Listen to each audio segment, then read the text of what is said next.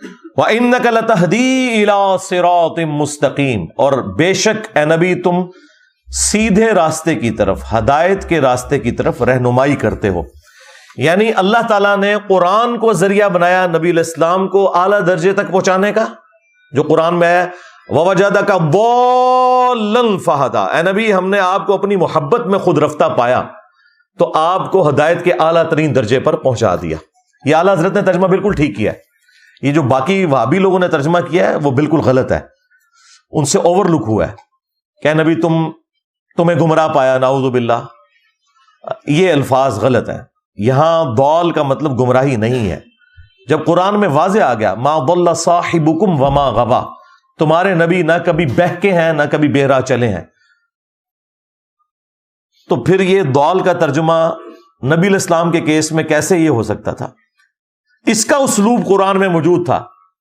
سورہ یوسف کے اندر، ان ابانا لفی ضلال مبین، ہاں بے شک ہمارے ابا جان یوسف کی محبت میں ڈوب چکے ہیں۔ ظاہر ہے وہ یعقوب علیہ السلام کے بیٹوں نے یہ تو نہیں کہنا تھا ہمارا ابا گمراہ ہو گیا ہے، کافر ہو جاتے، ابا پیغمبر بھی تھا، اس کے صحابی بھی تھے، پیغمبر کی اولاد تھے، انہوں نے کہا یوسف کی محبت میں ڈوب چکے ہیں، تو وہاں پر ضلال مبین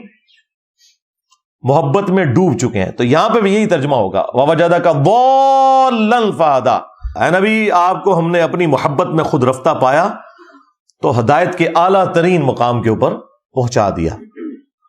اسی کو سپورٹو وہ بخاری کی حدیث ہے جو حضرت عمر نے سیدنا ابوبکر کی خلافت کے دوسرے دن خطبہ دیا تھا، صحیح بخاری میں یہ حدیث موجود ہے۔ پہلے حضرت عمر ممبر پہ آئے، انہوں نے خطبہ دیا، پھر حضرت ابوبکر نے خطاب کیا، تو حضرت عمر نے اپنے خطبے میں کہا کہ چونکہ صحابہ کرام کے دل دکھی تھے آپ کی وفات کی وجہ سے، تو انہوں نے کہا کہ دیکھو اللہ تعالیٰ نے